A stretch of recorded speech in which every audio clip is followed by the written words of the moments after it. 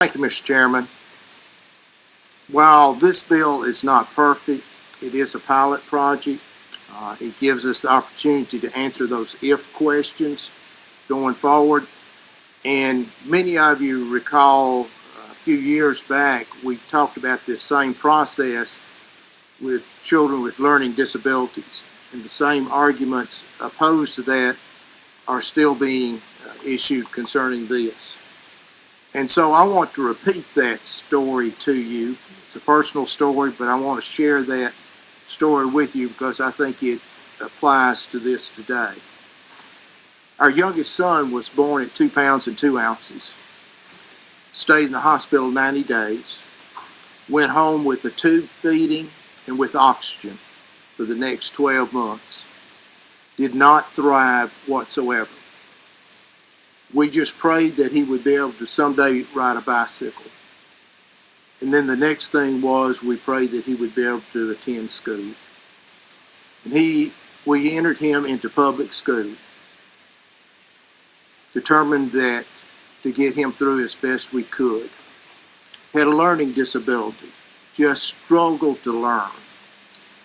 And he was put into special ed classes, yet fell farther and farther behind each year.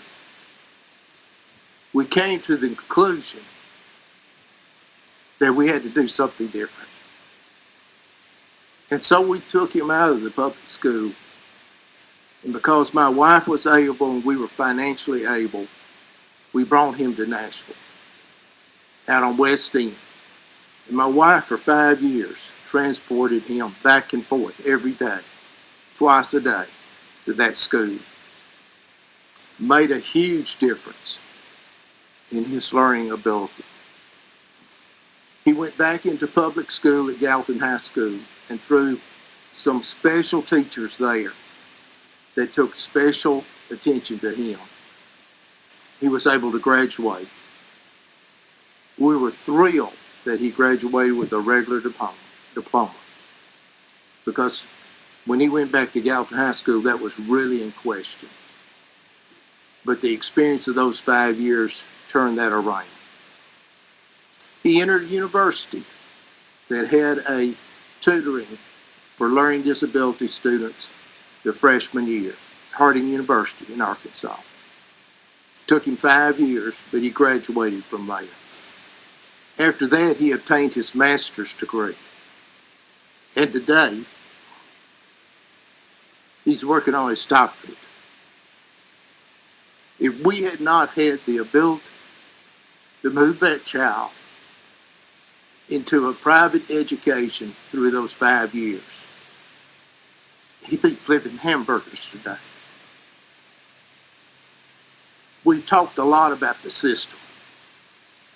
Let's talk about the children. That bill that we passed a few years ago, there's only about 140 students that are participating in that. And doom was predicted because we did that. But I'll guarantee you those 140 students, their lives are being changed. I don't know how many lives this will change, but it will change some. And we deserve to give those students that can participate, have the ability to participate, that option. Thank you, Mr. Chairman.